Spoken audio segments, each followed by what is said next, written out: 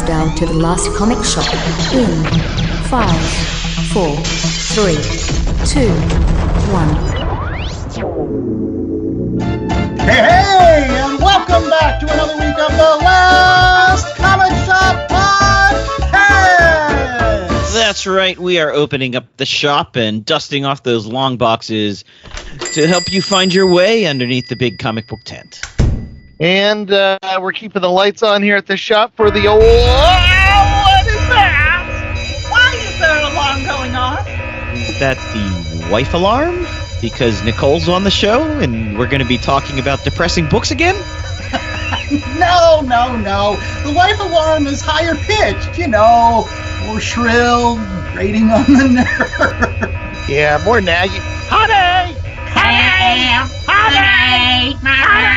Oh, I don't know why I keep coming back to the shop. All right, real cute, fellas. Seriously, what is that alarm?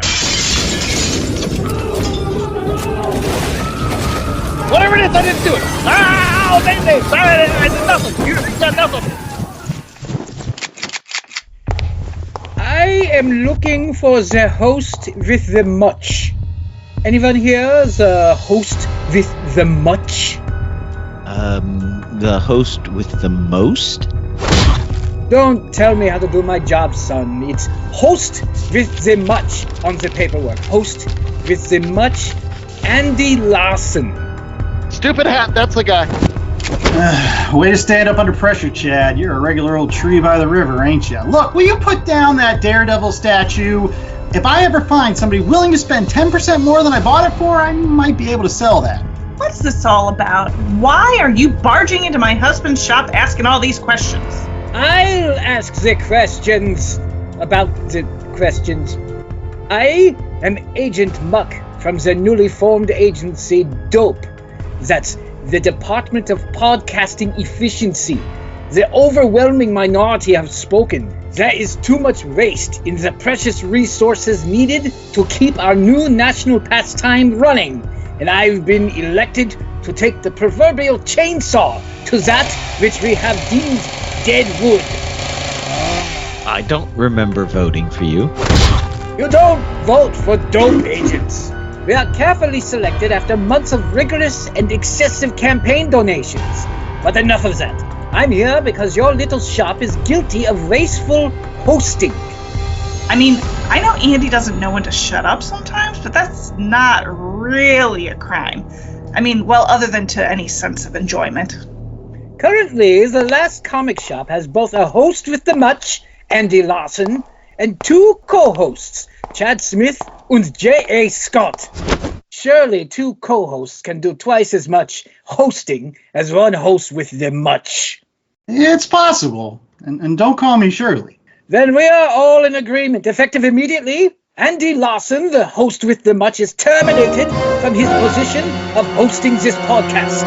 Say what? You are redundant, sir. Deadwood, ripe for the saw. In fact, I dare say that this will be a new era of effectiveness for this podcast with your absence. Statistics supplied yearly by one Mr. Smith show you are often the most critical of the comics you cover historically. No one likes negativity. The numbers don't lie, Andy. And the numbers spell disaster for you at Sacrifice. Wait, whose side are you on? I'm not trying to embarrass our new insect overlords here, but you remember that Squirrel Girl episode where you were really, really mean? But you know, Chad, that without Andy, that means a lot more work for us. No. Yeah, like hosting every day and finding guests. No. Recording times, editing. Editing. Okay. Here I was, wrapped up in all the good-natured scapegoating and finger-pointing, because that's just fun. Okay. This is not a good change for me. So, in the spirit of overwhelming self-preservation and buck-passing of all the hard work, I say this will not stand. I vote nay. Proposition Dope. Yes, but Muck said we didn't get a vote. Andy, isn't there some kind of clause in the Last Comic Shop contract? Yeah, you're right. Hold on. Let me get this out of our safety deposit box. Let's see here. Random socks, sandwich, issues a man thing. Here we go. Can't we just say whoever knows the touch of man thing knows fear? Something like that. Knows fear. Here it is, J.A. See, look, there it is. It's in section 101, subsection 13, 1A through 1E of the Last Comic Shop podcast, hosting requirement agreement. Go ahead and read it. Read it to this Agent Muck guy. This agreement, the agreement, is made and entered into as of the effective date by and between all relevant parties involved in the production, distribution, and operation of the podcast known as the Last Comic Shop Podcast, hereinafter referred to as the podcast. Whereas the podcast is a legally recognized entity engaged in the entertainment and media industry, specializing in discussions, reviews, and analysis of comic books and related content. Whereas it is a fundamental and non-negotiable condition that at least one individual bearing the surname Larson, hereinafter referred to as a Larson, be present in an official capacity as a host during the recording and or broadcasting of each and every episode of the podcast. Now, therefore, in consideration of the mutual covenants and conditions set forth herein, the parties agree as follows. 1. Mandatory Larson presence. A. At least one individual who carries the surname Larson must be present as an active host in each recorded episode of the podcast. B. In the event that no Larson is available to fulfill hosting duties, the recording, release, or broadcast of said episode shall be rendered null and void. See? Ha! So that means I can't be fired. You need a Larson to host the show. It is codified in the pre-existing bylaws. And I mean, my brother Ethan is like nowhere nearby right now. So I mean, Ethan, I'm Larson Numbnuts, Nicole Larson, and as your wife, I could totally host the show. Yes, darling, that is true, but nothing. Despite everything I've done for the show, giving up my Friday and Saturday evenings, reading comic books, and listening to you guys while you yell at the top of your lungs about the Last Comic Shop podcast, you immediately defaulted to Ethan as the only other Larson that could host the show. And it doesn't take a rocket scientist to see why. You know, rocket scientists don't seem that smart anymore. Yeah, I keep seeing lots of rockets blowing up all over the place now. Agent Muck, I demand that you immediately fulfill your mandate in the termination of my husband, Andy, as the host with the much. Most. It says much on the paperwork. Probably something my husband overlooked in the proofreading process. Regardless, not only because I am indeed a Larson under the law, but based on my in-depth past analysis of some of the most important comic books in the history of the medium.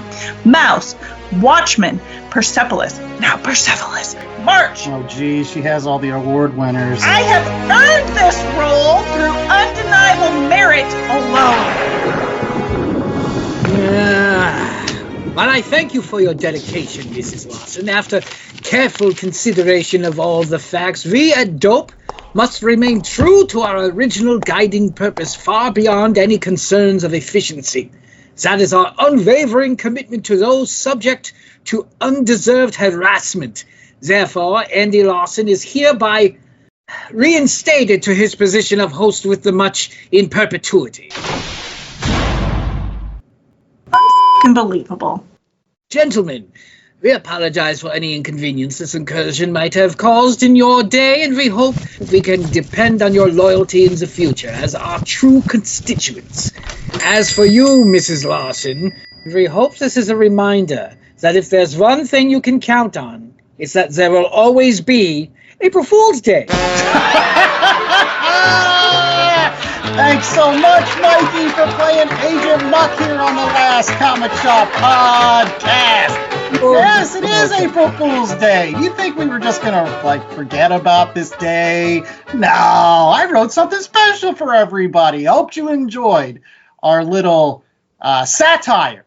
And Mikey, do you have a side job as a Hydra agent? Because you were sounding exactly like Zola there for a little Hair bit. Hydra. How do you shake your head on an audio podcast? Get that to come through. I do it all the time. Well, Mikey, as my way of thanking you for coming on this week's show and just doing this little skit with me, why don't you pick a book for later on this month? What book did you want to read on The Last Comic Shop? Your choice. Oh, boy! Actually, you know what I want to do, and we've talked about this before, and you guys know my obsession with sort of like reading lists. Like, I can't just read the 12 issues of Crisis on Infinite Earths. I have to read every single tie-in and every single little thing related to it. So we're going to do that. All the red skies. Yes, we're going to do that, but not Crisis, because that's like 70 books or something. So I'll save you that. What we're going to read is a rather controversial title that I actually happen to like, and I think reading it in my way fleshes it out a little more and actually gives it a little more substance. So we're going to do Heroes in Crisis by Tom King et al. And I'm going to throw a couple of extra issues in there to sort of flesh it out. And we'll how much, Al?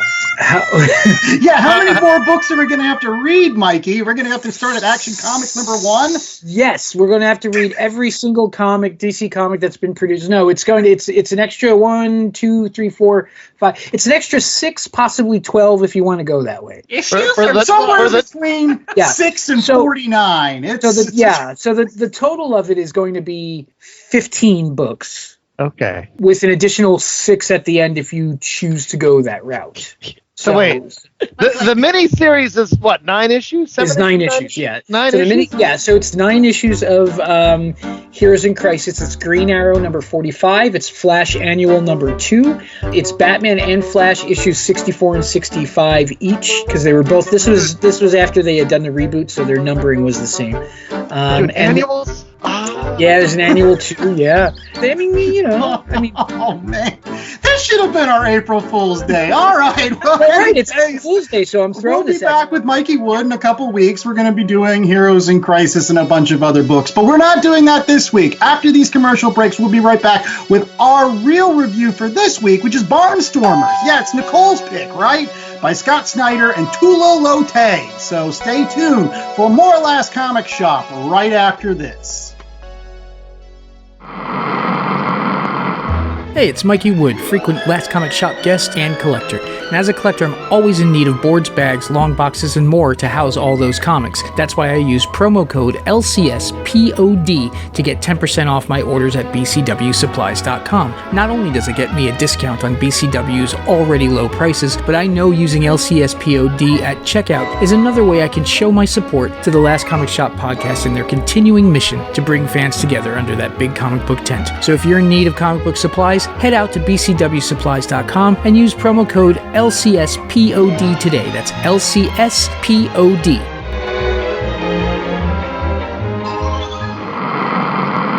Hey, Last Comic Shop podcast. What makes a blind date even more awkward? Zombies, of course. My name is Steve Urena, and I am the author of the critically acclaimed zombie rom-com Zombie Date Night. Right now, I'm running a campaign on Kickstarter to help fund the second issue, and we need your help. For all the zombie lovers out there, we got something for everybody. We got comics, posters, shirts, and even Valentines. Prices start at $3. It's cheaper than eggs. So if you want a horror comedy comic with some bite, say yes to Zombie Date Night.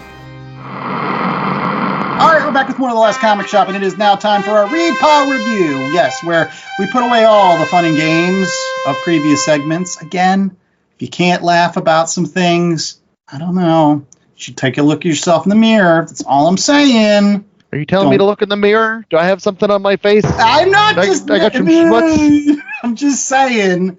It was all in the spirit of parody. Regardless, the comic book we're reviewing this week is not in the spirit of parody. It's what we do on the Last Comic Shop all the time. It is Barnstormers, a book that we've been wanting to read on this podcast since I think J.A. gave it as a recommendation way back in 2022. But I picked it. J.A. pulled an Andy. He was like, I'm going to get Nicole to do my work for me. But in any case, J.A. first talked about this when it was originally released as a Comixology original. Now, Chad, the publishing of this book was kind of weird because it originally was just a Comixology original, right? Correct.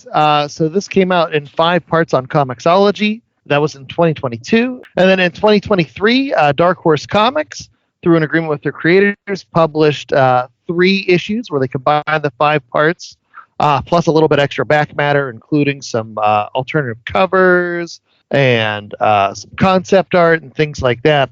but they put that together and published that in 3 issues. And then recently in 2024, it was finally collected once again as a trade paperback. Oh, there you go. Now, J.A., who worked on this particular book. So Barnstormers was written by Scott Snyder with art by Tula Lotay, colors by D.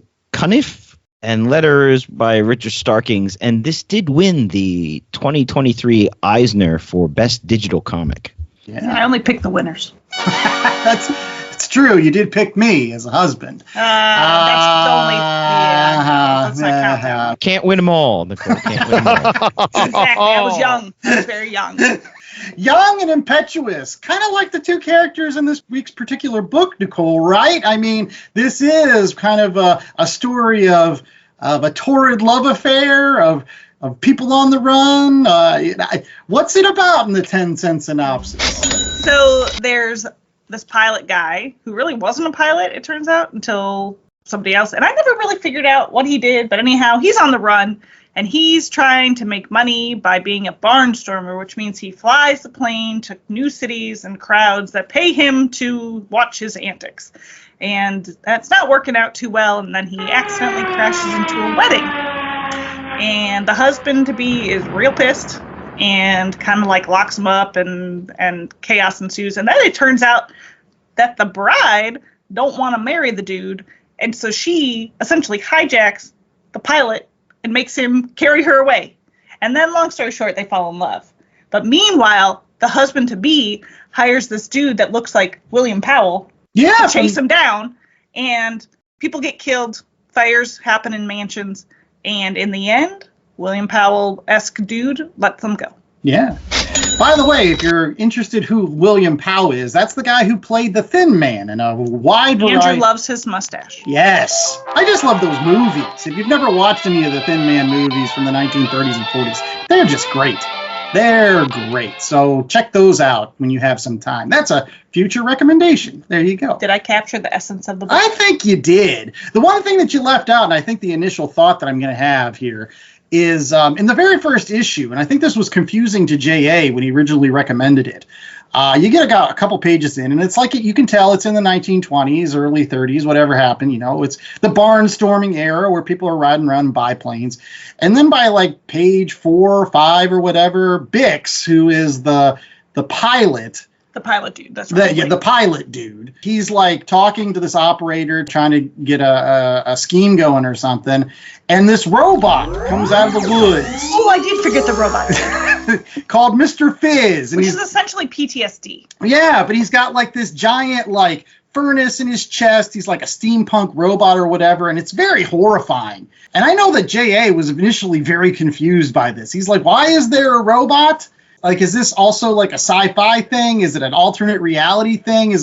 What's going on here? And so my question to you guys is later on, eventually, and spoiler alert, you do find out that the robot really isn't a robot. But do you feel like that captured you? Wanted you to read more? Or do you think it took you out of the narrative and you're like, whoa, whoa, whoa? Because honestly, I thought Barnstormers was a great book for anybody to read that doesn't read comic books. Like, this is a kind of a neat historical fiction kind of love affair story. But that robot kind of... You want to know what my reaction to that was?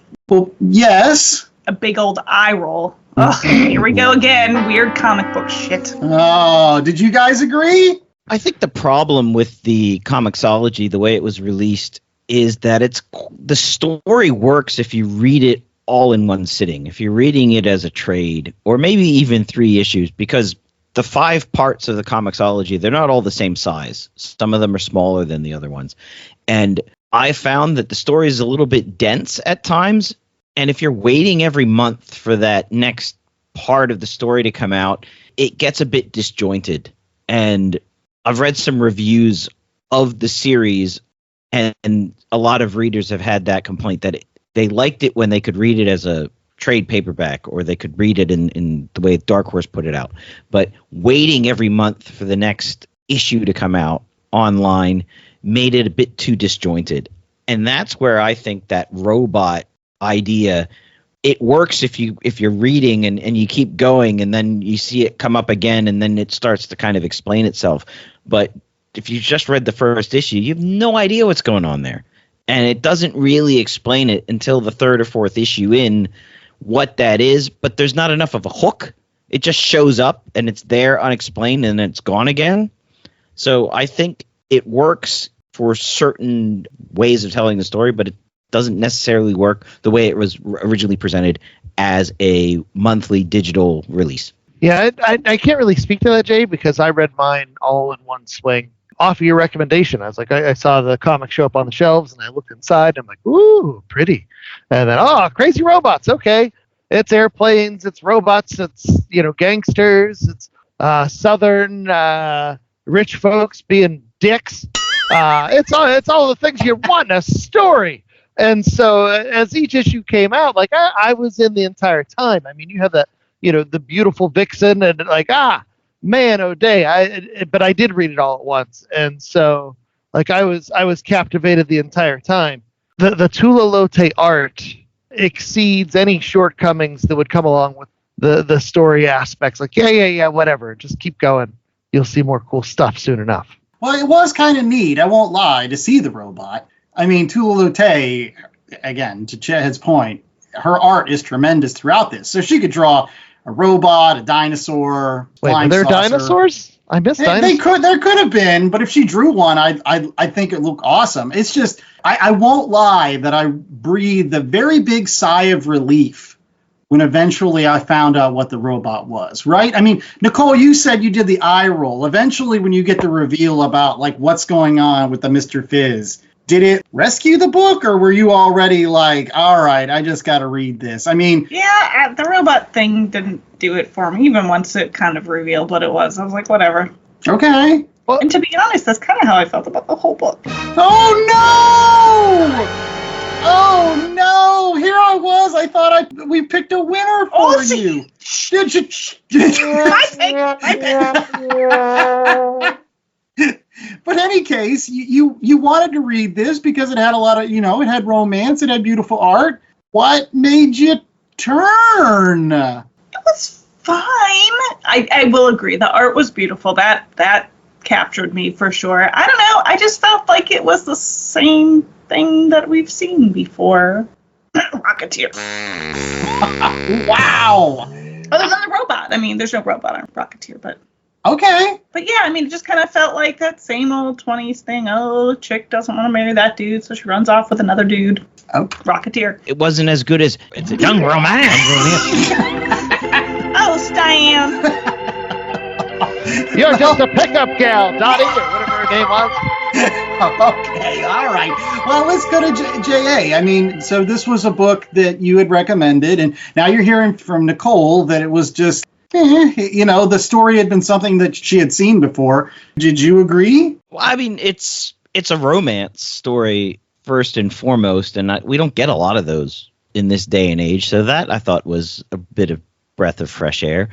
The fact that it's set in the 20s, and there's barnstorming, that's very Rocketeer-esque, though I guess Rocketeer was set in the 30s. It was set in the sepia tone days. Yes, everything's sepia toned and things look good with cotton and leather. Is it sepia? I've been saying sepia my entire life. Jack Johnson says sepia. Sepia. Sepia. Oh, yeah. Son of a Jack Johnson. In case. Well, no, Nicole, you're not wrong. And we often do books on this show when we get out of the superhero genre, where it's like, oh, this is tropes. Oh, these are, noir tropes. Oh, these are, gangster tropes. Oh, these are, barbarian tropes. And when you see it done well, though, like that's the difference. And I always go back to, how these are sometimes foods, where I don't know if I would read a book every month. No, that's a lie. I would read Barnstormers if it came out every month, just because it's beautiful. It's whip crack and good times here with these aeroplanes and flying from town to town and the radio voiceovers and all of that fun and jazz. But at the same time, like, it is the fancy romance story with the haphazard young couple. But what we don't get is, in a lot of these love stories, is that both of these people are nutbags. And so it adds that extra element of danger and like, oh, this is going to end badly, but I can't wait to see how bad it is. because they're totally bonkers. You got, this girl climbing out on the sides of planes with this guy who doesn't know how to fly a plane, but he talked to a guy who knows how to fly a plane. But it turns out he sees murder robots from the time that he had too much electric neon goo from working at the Sody Pop factory. Yeah,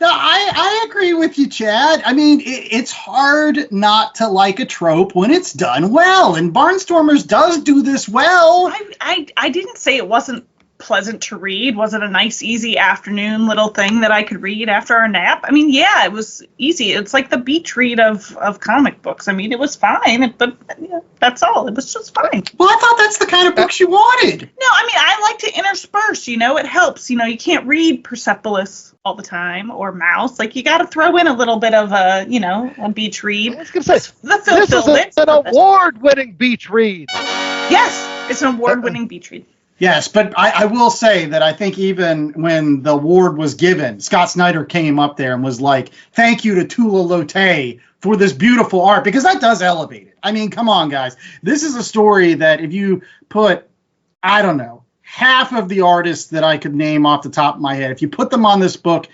probably it would still be good, still be all right, but it wouldn't be the level of excellence that you get in Barnstormers. There's something about Tula Lotay's art on this particular book that elevates it up into that higher atmosphere. You're up there with those Barnstormers. You're up there flying above the clouds. There's a scene in this where they take off in the airplane, and the woman, Tilly, who ran away with Bix, she's getting shot at, and Bix is holding her hand. And as they're taking off, and he's like, oh no, I felt her hand give way. There's no pressure. She must have gotten shot, but no, here she is in her flowing dress as she's hanging off the side of the airplane because she's finally comfortable enough with Bix to be able to trust him. To trust the pilot who's not really a pilot. Whatever. Not bad. They're broken people. They come from broken places, but they're fixing each other. Oh, it's so gorgeous. Are they fixing each other? It is the true. Nothing's getting fixed here. It's Bonnie and Clyde with airplanes. Yeah, they just keep running until they're going to go off that cliff. But I will say, to your point, Andy, Scott Snyder knows where his bread is buttered. He gives Tula Lotay the top billing. That's not a thing that happens. Normally it's, writer than artist in the comic book foray. But I see what you're pointing at. I think it's not just Tula Lotay. The colors are incredible on this. The colorist, D. Conniff, does a lot of heavy lifting as well. This wouldn't look nearly as good if it was black and white and we were just looking at inks and pencils. I don't know, Jay. Forget that guy. He doesn't make the cover. Tula Lotay! Well, the one thing that I also wanted to comment on is the fact that, immediately when I'm reading this book, I picked out that the Pinkerton agent that's following Bix and Tilly, as I mentioned before, is the spitting image of one star from the silver screen, William Powell. And I was actually wondering whether or not there was anybody else from any of the other movies that anybody picked out to be like, ooh, that must have been some inspiration for Tula as she came up with some of these character designs. I don't have an answer, but I do suspect that the jerky Southern boyfriend must have been some actor that Tula Lotay then just hastily drew a blonde mustache and Van Dyke on, because it looks terrible. Terrible. And I know this guy's supposed to be a turd, but that was the one thing that I'm like, come on, Tula Lotay. But the rest is so good. Does he have that? What's that thing called that you used to go to? Yeah, soul patch. No, He's got a soul patch. He kind of looks like a young Colonel Sanders in that show. Yeah, crossed with Brad Pitt. Doesn't look like Brad Pitt. It's young Brad Pitt. No, Leo. it's not Brad Pitt. It's kind of like Brad Pitt from Legends of the Fall. Come on. No! A little Legends of the Fall. Do not ruin Brad Pitt for me. I was going to say it's sort of like a cross between Guy Madison and what's his name? The sword fighter who always had his Errol Flynn? Yes, Errol Flynn. I can think Errol Flynn too. I could see a little bit of Val Kilmer in that shot, though. Don't ruin Val Kilmer. He wasn't the pilot, though. Any case. Well, Val Kilmer was, though, so whatever. Whatever. But that added to the charm for me. I won't lie that when I was reading this book, it was on an airplane, and instead of getting in-flight entertainment, I read Barnstormers. And it kind of was just like, again, watching TCM, and this great little old movie came on. I felt like the Tula Lotay art was like kind of Technicolor. It was kind of dreamy and just soothing. And it told a great story. And not to give too much spoilers, but I loved the ending. I'm not going to say what happens. I already told them. No, I mean, I don't know. But one thing that I hope that you'll stick around for is the ending of our show. That's coming up right after these commercial breaks when we talk about ratings for Barnstormers as well as recommendations. So stay tuned for that. Hello, Last Comic Shop listeners. This is John from Part Time Comics.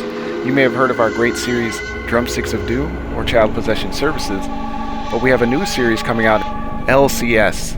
A series of global catastrophes has left life on Earth decimated and made comic collecting a huge disaster. Follow a group of survivors as they run the Last Comic Shop. You can find more information on any of these books at linktree/part-time comics. That's part-time comics with an X. My mom has taken up going to the park to practice yoga. My dad's going to a club, but not a book club, a salsa club. Finding new hobbies comes with age. My mom has started getting lost and not knowing where she's going. Becoming lost or disoriented doesn't. Confusion with time or place may be a sign of Alzheimer's. An early diagnosis can help improve the quality of life for your loved one. Learn the warning signs of Alzheimer's at 10signs.org. Brought to you by the Alzheimer's Association and the Ad Council. When you're done listening to this podcast, check out mine. My name is Dave, and I'm the host of Beer in Front. My podcast is just enjoying the beer that's in front of you. Sometimes we forget about a classic beer while we focus on the new trendy thing. What I try to do each week is to enjoy an old school classic or have a beer that has potential to be a classic. I'll also talk about events of the day, I'll add my spin to things, and each week there are people that really annoy me, and I'll call them out as the jag-off of the week. That's Beer in Front, available wherever you listen to podcasts. All right, we're back with more of The Last Comic Shop, and it is now time for ratings, where we hope that you take off, but not before we finish the rest of our show. You see how that works? I'm so clever. I don't even have to try anymore. And one thing, though, that J.A. tries every single week is to give us a new 1 out of 4 scale. He tries to keep me in sound effects. So this week, J.A., is it biplanes? No, barrel rolls. Oh, same sound effect, though. I hate to say it. It was the biplane sound effect. I'm sorry. No, it still works. Yeah, a little bit of Doppler effect on the propeller. What are you going to do? Well, how about we start off with you? Because you are the guy that set up this entire set of dominoes. If you hadn't said it was a recommendation, then Chad wouldn't have picked it up. Then, I would have said, oh, Nicole, that's a book that J.A. wanted to read. And she would have been like, okay, we'll read that. Good. So yeah, you put it on our radar. Did they have radar in the 1920s? I don't know. They had radar in MASH. When was that? That was the 50s. That's Korea War. J.A. go. Yeah, I liked it. I enjoyed it. I'm glad we read it in one sitting. I think it works much better when you read the entire story, like in a trade, as opposed to waiting every month for each issue to come out, especially because they weren't all the same size. Some issues were bigger and longer than other issues. Classic romance, 1920s, feels very much like Bonnie and Clyde in the air.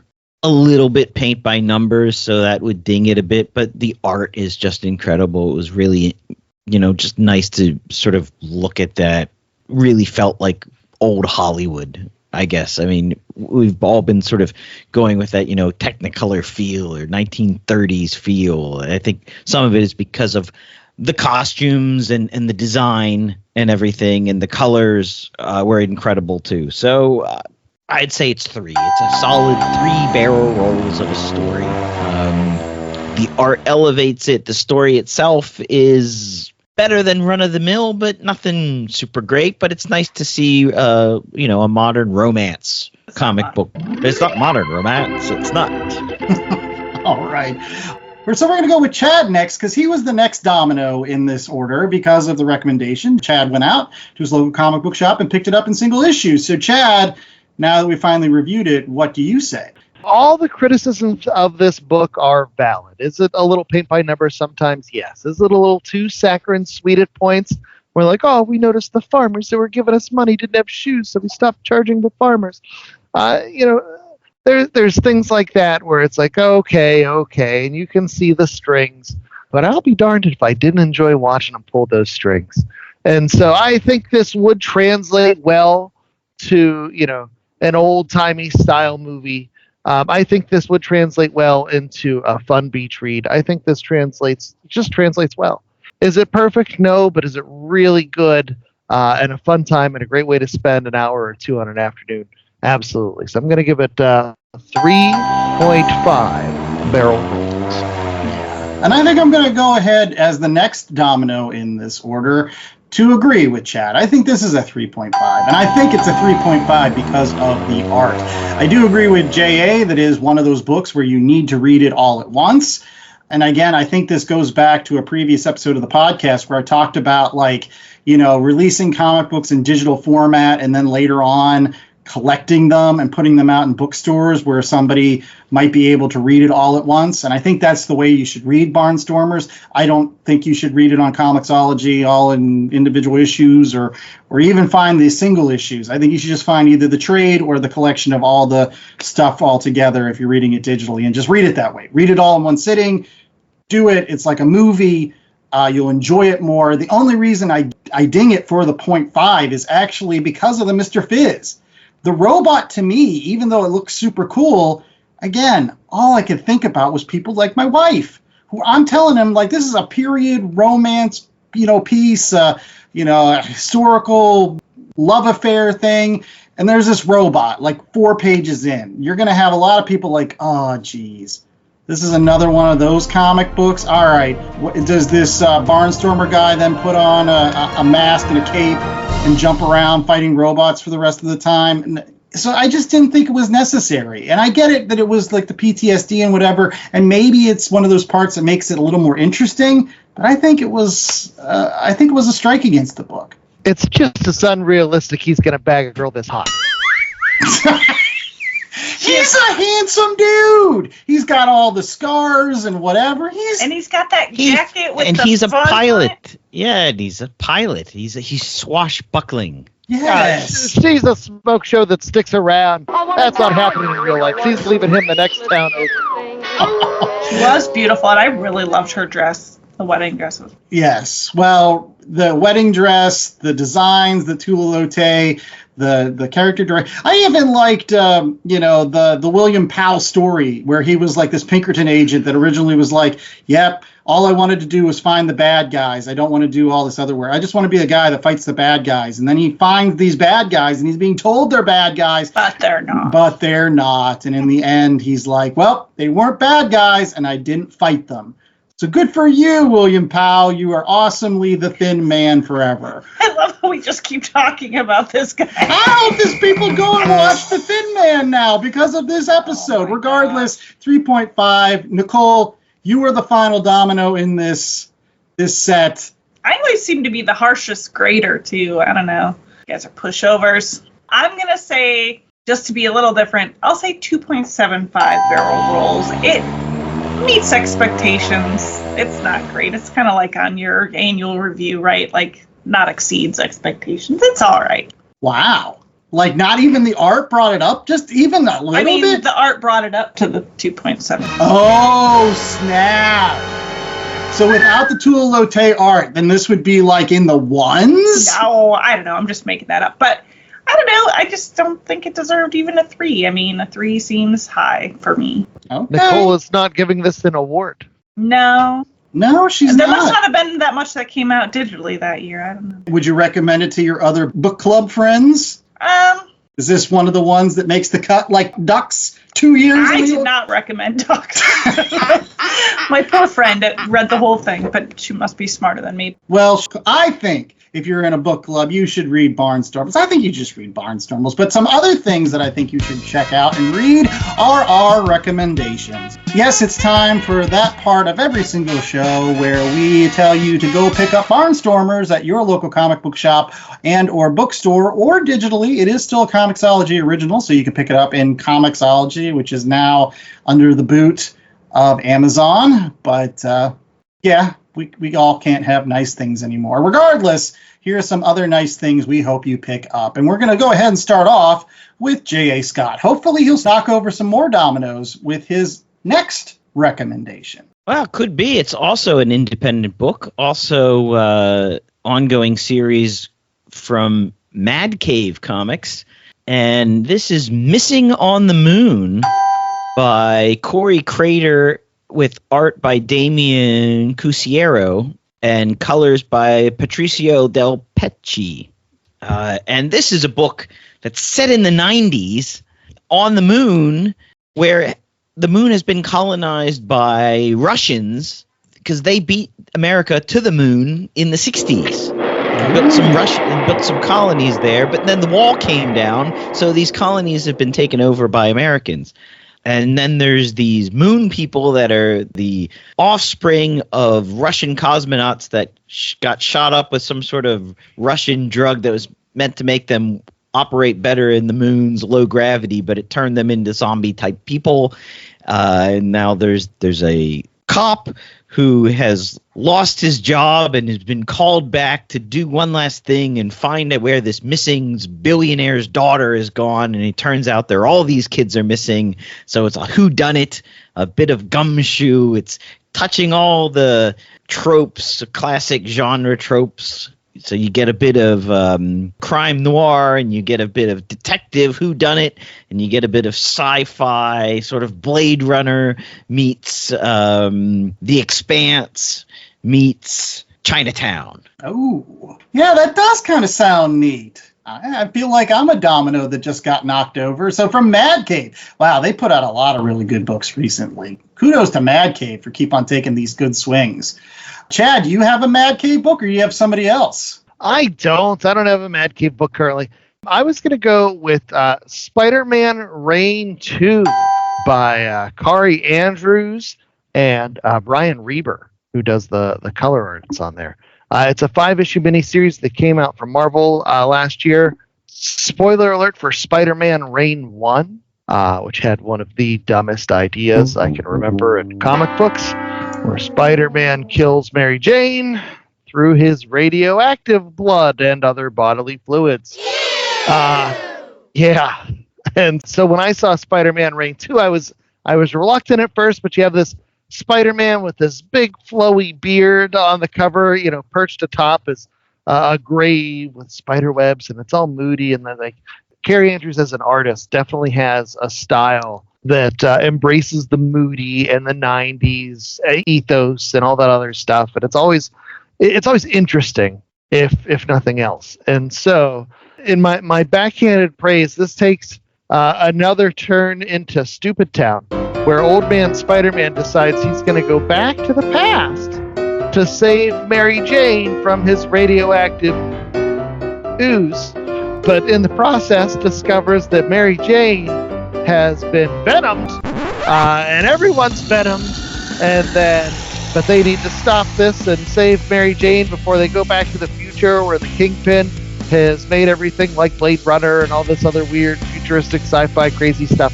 And then Miles Morales shows up, and he's a bad guy. Black Cat's daughter shows up, and she's a good guy. And then it turns out she's not the Black Cat's daughter, but she's Mary Jane's daughter and somebody else's daughter. And then you're like, what is going on here? And the whole thing is just 90s style bombast and grim and gritty silliness, but it's all over serious and melodramatic. And at the end of the 5 issues, I really, really enjoyed it. So it's not Shakespeare. It's a little bit out there. There's plenty of times I was reading, it's like, what? But it's lots of fun. And so if you want to shut your brain off at the door and have a good time, Spider-Man Reign 2, it's worth a look-see. When you said the radioactive blood and other things, what other things were you referring to? Spider-jism. Yeah, no, he killed Mary Jane with Spider-jism. And so I told you it was dumb. That is dumb. Obviously early on in the marriage, because later on it wouldn't have mattered. So it seems like there's a lot of weird stuff that happens in Spider-Man Reign 2, just like a lot of other Kari Andrews books. Remember when we read Amazing Fantasy, where it started off real strong, and then it was just kind of like, is this similar? Did it have to wrap up real fast because of all the big ideas that they threw out? It does seem like when you get to issue 4 of 5, it's like, oh, that's a natural ending. But no, there's more. But no, I thought it, as a whole, it was a better experience than Amazing Fantasy. I genuinely had fun with it. As much smack as I've talked on the book as I'm recommending it. Like, it is a good time. The action is super exciting. There's lots of Venoms. And he has that style where it's just south of Todd McFarlane married with J. Scott Campbell. And then you throw in some of the future stuff and all the different references here and there and a ton of Spidey villains and Miles and so many people show up. It's just a slam bang good time. Okay. All right. Well, with my recommendation, I'm going to bring it back to Mad Cave Studios. Again, that awesome publisher, which puts out Flash Gordon, which I'm a huge fan of. They also put out another awesome character from the past of comic books, and that is Dick Tracy. And I had an opportunity to read the first trade of the Dick Tracy series that Mad Cave's putting out with the first 5 issues. For those folks that may not be paying attention, it's written by Alex Segura and Michael Morikai with artist Geraldo Borges.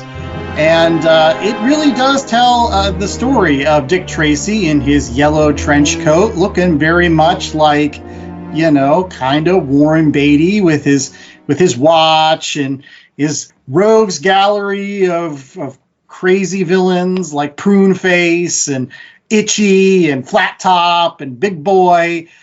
So if you're a fan of the Warren Beatty movie, and trust me, they're never going to make another Dick Tracy movie as long as Warren Beatty's live, because he shows up at TCM at 3 a.m. to continue his rights every so often. So we're never going to get another Dick Tracy movie, but if you want something that's very similar to a Dick Tracy movie, pick up this Mad Cave series, because it kind of tries to make a stab at being more realistic, more in the period. Tess Trueheart is a reporter, and her father is killed in the opening scene by Flat Top, and she's trying to find out who did it, and longshoremen and unions, and it's kind of neat. It's all set in the 1950s post-war, and so there's that somewhat realistic, but then you also have gangsters named Itchy, which it is what it is. It's a Dick Tracy comic. What do you want?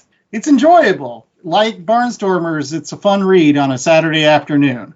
So pick it up. Dick Tracy, Volume 1, first 5 issues. Nicole? I came unprepared to this assignment. So I am sitting next to the tower of comic books over here. So I am going to select one at random. And that will be my recommendation. Wow. Actually, no, I'm not selecting them at random. I've been looking at the titles and trying to find the one that I think is the funniest. And I have no idea what it's about, but I'm just going to recommend it. And it's going to be Devil Dinosaur. Hey, that's actually a really good book. I love that. You see that little ape guy who's riding the dinosaur? He's Perfect. Like riding the airplane in the. It's true. Story, yeah. This is true. That whole book is like a professional wrestling. Like Devil Dinosaur is like the professional wrestler, and the monkey guy's like his promoter or his manager who comes out and talks a lot of smack and be like, Devil Dinosaur is going to kick your ass. It's going to be great. Just read it. I don't know. Yeah, the Moon Girl and Devil Dinosaur cartoon that was on Disney last year. I don't know if it's still cooking. It's tons of fun. So yeah, way to go back to the roots. Devil Dinosaur, Jack Kirby, rock on. Yeah, there you go. There's my recommendation. You can't beat it. He's got these big thunder legs. He stomps. There's these issues that are kind of like, I don't know, the Book of Genesis. It's all kind of like, again, weird stuff, like where Jack Kirby doesn't have a writer and he's doing all the writing himself, and you're like, really, Jack? Couldn't have talked to Stan? He couldn't have settled you down a little bit? I just think the combination of a devil and a dinosaur is very intriguing. Well, you should read it. That's my recommendation to you. Yeah.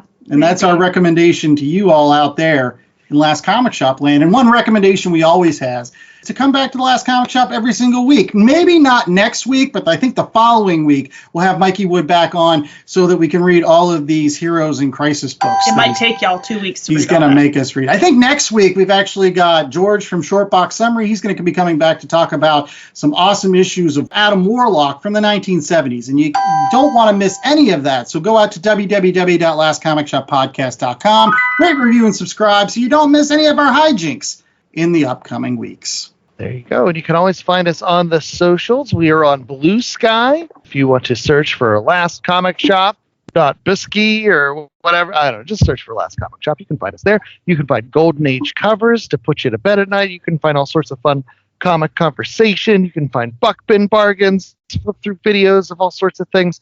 We try to keep you entertained with all sorts of fun content there. And then you can always circle back to our website, www.lastcomicshoppodcast.com, where they can find what else, J.A.? Well, we always have a link to our merch store. You can get T-shirts, tote bags, coffee mugs, hats, all sort of Last Comic Shop branded attire. This week only leather flying helmets so that you can go up in the air in your biplane and not have to worry about your hair getting all tousled around. You wear that nice little flying cap. Yeah, you know what? J.A. and I had those when we were growing up. We had bomber caps. We had these black leather bomber caps that we wore outside when it was snowing. They were the best. See, I was going to go somewhere totally different with that. I was going to say, if you need any other supplies for your role-playing games... Yes, you could go. Role-playing fantasies. Anyway, you could go to BCW Supplies. They may or may not have anything for that, but they certainly do have all of your comic book collecting needs, long boxes, plastic sleeves. Yeah, you can put whatever you want in those boxes. Yeah, we won't judge. Other collectible stuff. And if you enter the code LCSPOD, you can get a little percentage off of your purchase, and a little bit will come back to the show. There you go. Nothing's out of your pocket. Absolutely. So you show your support to the Last Comic Shop. You can pick up all these awesome things to keep your comic books in. Speaking of keeping comic books in things, Chad, we've had some recommendations this week that people can pick up at their local comic book shops, right? Yeah, to put in those bags and boards and boxes and all of that whatnot. So we read Barnstormers, which you can find in a multitude of formats, whether it be digital, whether it be issues, single issues, or through the trade paperback. We also talked about Missing on the Moon out of Mad Cave Studios. While you're in that Mad Cave section, make sure you check out the Dick Tracy Volume 1. And then head on over to the Marvel spot for Spider-Man Reign 2. Either the issues 1 through 5 or the collection should be out here shortly. And go back into the classic section for some Devil Dinosaur, baby. Some classic Jack Kirby. It's Clifford the Big Red Dinosaur. No, it's the Devil Dinosaur. I've actually never read it. I need to go back and check out that recommendation because I'm caught up on my Commandy. Haven't done the Devil Dinosaur. Got to get there. But all that more waits for you at your local comic shop. Check those folks out today. All right. Well, that's all the time we had for Last Comic Shop this week. Until next week, when again we've got the Adam Warlock saga from the 1970s with George from Shortbox Summary. Stay tuned for me, the host with the most, Andy Larson, Chad Smith, the host with the much. That's right, Andy Larson, as well as J.A. Scott, Chad Smith, and my beautiful wife Nicole Larson, which we'll give her a hosting job at one point. Come on. All right. Happy April Fool's Day. Happy April Fool's Day, everyone. So stay safe, stay foolish, because fun to laugh at yourself and others. And, mostly at you. And remember that if you ever find your son chewing on electrical wires, you should ground him. I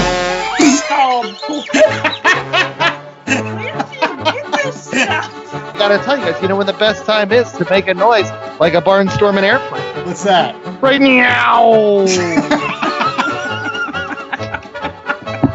I'm not the only one! It's catching on. It's a virus.